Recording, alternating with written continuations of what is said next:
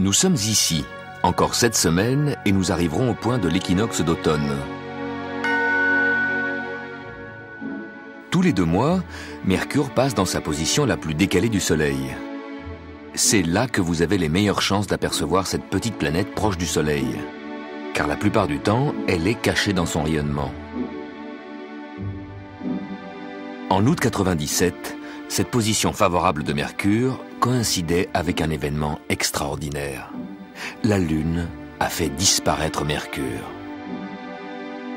400 fois plus éloignée que la Lune, la planète Mercure nous sert de repère pour voir le mouvement très lent de la Lune sur son chemin autour de la Terre.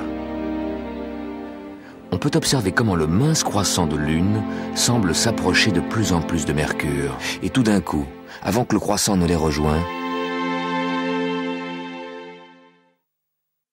Mercure disparaît, comme effacé du ciel. La planète a été cachée par la partie non éclairée de la Lune. En se glissant devant la planète, la Lune nous révèle son mouvement. Au bout d'1 heure,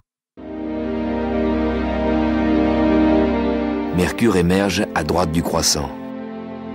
Mais à ce moment-là, Lune et Mercure sont déjà passés sous l'horizon. L'occultation aura pu être observée de la moitié ouest de l'Europe, à l'ouest d'une ligne Londres-Paris-Barcelone.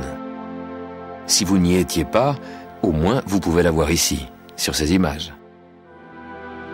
Cette semaine, c'est l'anniversaire de la première photo de notre planète Terre, prise de l'espace par des astronautes en 1959.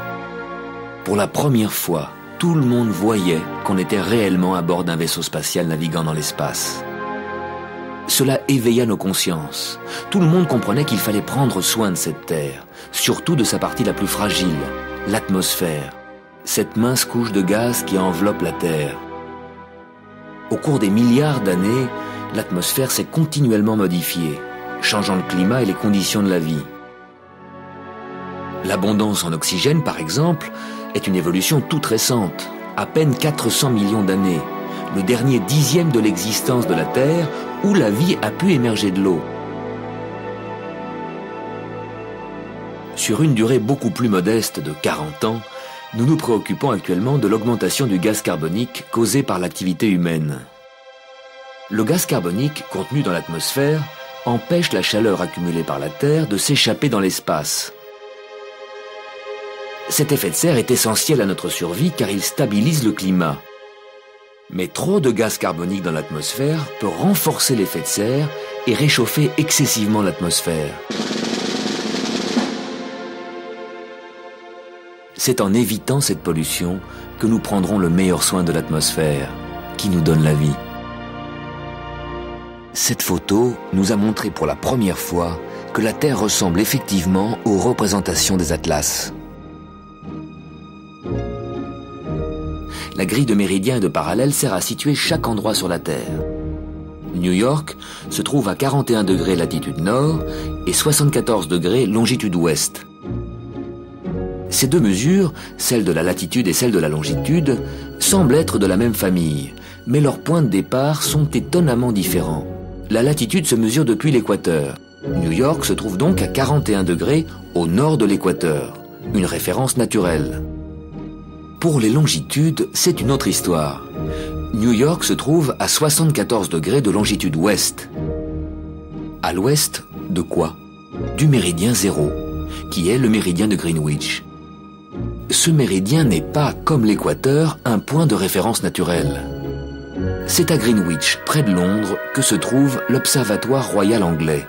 Et pendant des siècles, toutes les cartes marines faisaient référence au méridien de Greenwich, qui est devenu ainsi le méridien 0 international. Ce méridien est donc le point 0 pour la rotation de la Terre dans l'espace. Et un repère de temps, car l'heure de Greenwich est devenue l'heure universelle. Espace et temps se rencontrent. Notre vaisseau spatial Terre est quadrillé par les méridiens et les parallèles qui permettent de situer chaque endroit. 49 degrés latitude nord, 2 degrés longitude est, Paris.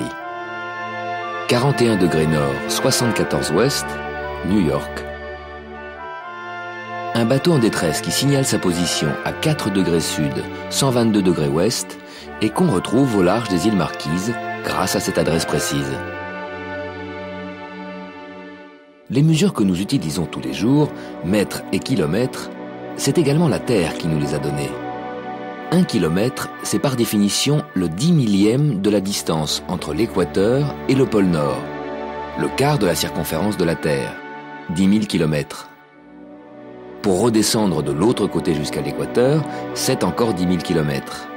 Et de là au pôle Sud, encore 10 000. Et 10 000 pour le dernier quart. 4 fois 10 000, 40 000 kilomètres de longueur pour les méridiens. Ce devrait être également la longueur de l'équateur. Mais la Terre n'est pas une sphère parfaite. Sous l'effet de sa propre rotation, elle s'est aplatie. Les forces centrifuges qui fuient le centre poussent la matière loin du centre et provoquent un renflement au niveau de l'équateur. L'équateur est donc plus éloigné du centre de la Terre que les pôles, et plus long que les méridiens. 132 km de plus. À 180 degrés du méridien de Greenwich, un méridien très particulier se trace à travers l'océan Pacifique, la ligne du changement de date. Aujourd'hui, à midi pile au méridien de Greenwich, c'est vendredi partout sur la Terre. Mais à Honolulu, il est 2 heures du matin le vendredi matin. Alors qu'à Tokyo, il est 22 heures le vendredi soir. 2 heures plus tard, il est minuit à Tokyo. Fini le vendredi, on passe au samedi. Dans la tranche bleu foncé, c'est déjà le samedi. Alors qu'à Honolulu, de l'autre côté de la ligne de date, il est 4 heures du matin et ils ont encore tout le vendredi devant eux. Au fur et à mesure que la Terre tourne, le samedi, en bleu foncé, envahit le globe et réduit le vendredi en bleu clair. Ce soir à minuit, 24 heures, nous aussi nous passerons dans la tranche bleu foncé de samedi, comme Tokyo. Alors qu'à Honolulu, en bleu clair, ce sera encore vendredi après-midi. Puis le samedi s'étendra sur tout le globe.